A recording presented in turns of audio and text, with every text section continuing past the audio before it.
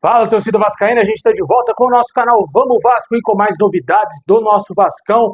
Pessoal, tivemos uma novidade importante envolvendo a saída do zagueiro João Vitor. O Vasco pode aceitar sim a saída do zagueiro, mas tem um porém nessa situação. Você vai entender isso aqui no nosso vídeo, a proposta do CSKA Moscou. Vamos falar também da situação do Carlos Cuesta. Tivemos aí um avanço significativo e o Vasco está acertando a contratação desse jogador. Muita coisa agora para vocês, mas antes de começar, deixa o like, se inscreve, ativa o sininho aí para você receber os vídeos postados aqui do canal.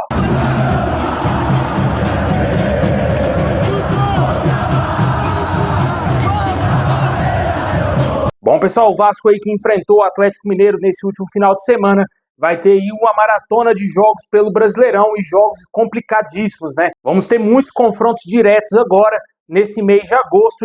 E a expectativa do torcedor é que o Vasco consiga pontuar bem e que traduza as chances que vem criando em gols e em vitórias, né? O Vasco só volta a entrar em campo no próximo domingo, aí, dia 17, contra o Santos, fora de casa, no Morumbi, às 4 horas da tarde. Um jogo aí muito importante para o Vasco, apesar do Santos ter dado uma distanciada ali da zona do rebaixamento, mas ainda é o time que está com jogos a mais em relação ao Vasco.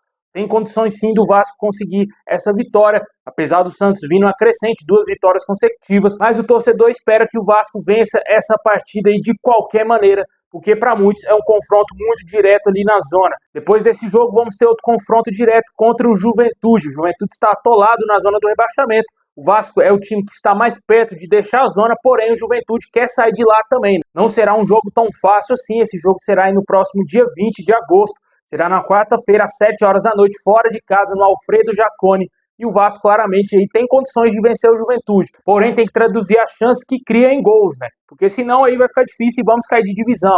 Logo depois disso, vamos ter mais um confronto direto contra o Corinthians, que também é um time que está ali, né? Não sabe se briga contra o rebaixamento ou se vai para a Sul-Americana. A tendência é que fique no meio da tabela, né? Mas é um time que hoje está na parte de baixo, ali na 13ª colocação, com 22 pontos. Ainda joga hoje contra o próprio Juventude. Até o momento que eu estou gravando esse vídeo, ainda não aconteceu o jogo entre Juventude e Corinthians. Porém, o Vasco não tem muita sorte quando enfrenta o Corinthians. É uma das maiores freguesias, aí, se eu não me engano, do futebol brasileiro. E esse jogo será em São Januário, às 4 horas da tarde, no próximo dia 24.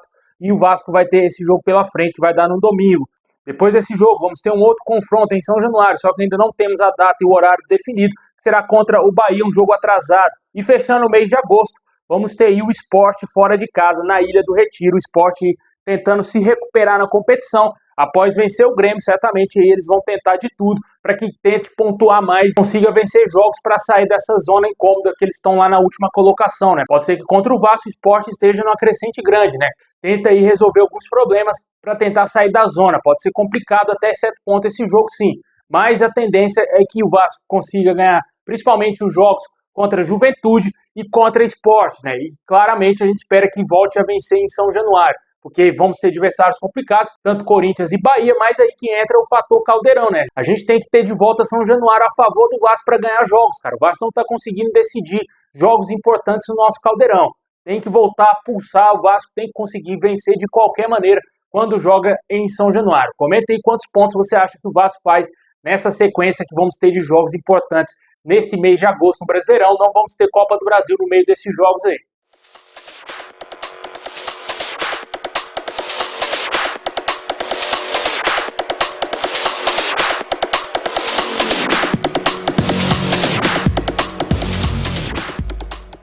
Bom, e agora vamos falar da situação do mercado. Ontem saiu a informação aí muito quente que o João Vitor tinha pedido para deixar o Vasco, segundo o jornalista André Hernan. A gente até falou sobre isso já aqui no nosso canal, porém tivemos aí uma informação atualizada trazida pelo jornalista Bruno Murito lá do Globoesporte.com.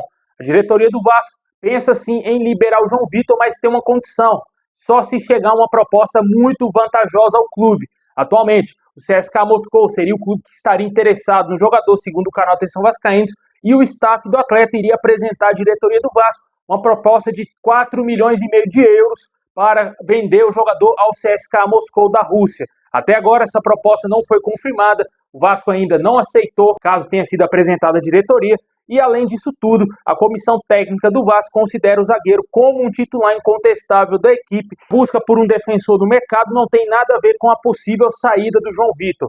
Isso foi trazido hoje à tarde pelo Bruno Murito. Ontem o Fernando Diniz reforçou na coletiva que o atleta em momento nenhum pediu para deixar o Vasco, como foi noticiado pelo André Hernan, embora receba muitas sondagens, como foi confirmado pelo Diniz. A gente sabe muito bem que o único clube que demonstrou interesse no João Vitor foi o Cruzeiro, lá no início da temporada. Porém, na época, a diretoria do Vasco, com o Pedrinho, o Felipe e também o Marcelo Santana, não aceitou negociá-lo com o Cruzeiro, ele seguiu no Vasco, falhando praticamente em todos os jogos, né?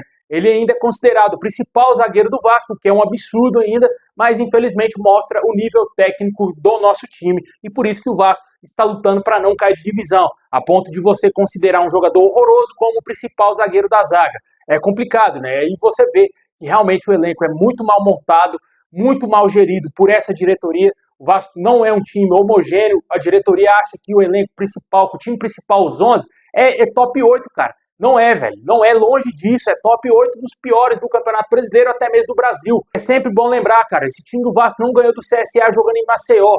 Não conseguiu vencer um time de terceira divisão. Depois ganhou em São Januário. Mas lá, o jogo lá, cara, que teria uma certa dificuldade a mais, o Vasco não foi superior a um time de terceira divisão. Aí sim mostra realmente a fragilidade do time do Vasco. O Vasco toma gol todo jogo. Tomamos um gol no Brasileirão contra o Atlético Mineiro com 30 segundos de jogo, cara. Um absurdo, o time profissional não pode sofrer gol com 30 segundos de jogo. Isso não existe, cara. Falta de concentração monstruosa dessa equipe e, claro, falha defensiva, falha de técnica aí, falha técnica dos jogadores, né? Com certeza aí, muita coisa vai para a culpa do Fernando Diniz, que ele é o técnico do Vasco, já está há algum tempo aí trabalhando, nada sai desse trabalho, o Vasco não tem resultado, o Vasco só tem ali maior posse de bola, maiores finalizações que o adversário, mas o resultado que é bom não vem, né? O Vasco não ganha jogos, nem mesmo em São Januário. E isso é preocupante. O Vasco está na zona do rebaixamento, tem 2 jogos a menos, mas não é favorito, cara. Vamos ver o que vai acontecer aí, se realmente o Vasco vai conseguir se livrar do João Vitor, porque ele é um jogador que está sendo muito questionado dentro e fora de campo pelas atitudes do jogador e ainda segue totalmente respaldado pela comissão técnica do Fernando Diniz. O Diniz ama esse jogador, também pelo Pedrinho, a sua diretoria. Vamos ver se vai chegar realmente essa proposta de 4,5 milhões de euros, que se chegar, meu amigo, é para vender de olhos fechados, sem nem pensar 2 vezes. Bom, falando em chegada de zagueiro, tivemos uma atualização importante envolvendo o zagueiro Carlos Cuesta. De acordo com o podcast Cruz Maltino, que trouxe com exclusividade essa informação na tarde de hoje, o jogador já teria acertado seus salários com o Vasco. Segundo as informações, o acordo seria que o jogador recebesse cerca de 2 milhões de euros por ano em salários.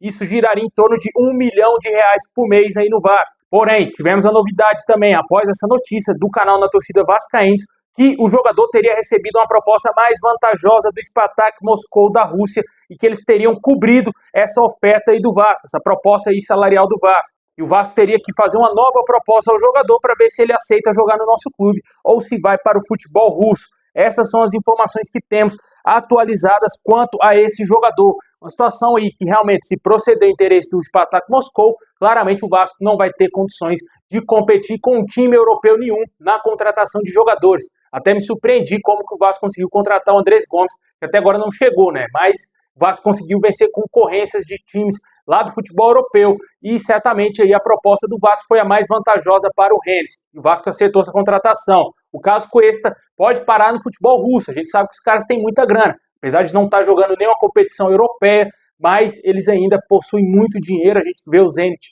vindo aqui brincar de Master Liga no Brasil, contrata quem eles bem entendem, e o Spartak Moscou também é um dos clubes grandes lá da Rússia, tem dinheiro, e pode ser que ofereça um dinheiro aí muito acima do que o Vasco pode pagar a esse jogador.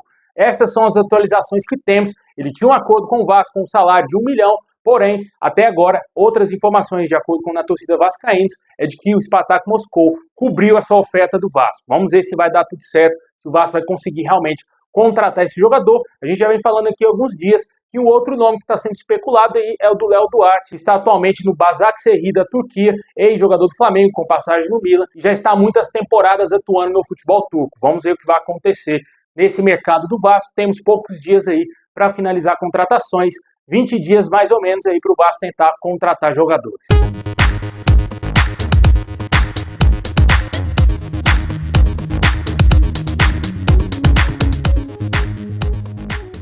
Bom, pessoal, esse é o vídeo de hoje. Deixa aquele likezão, se inscreve, ativa o sininho. Se tiver novidades, vamos trazer aqui no canal. Um forte abraço e é nóis.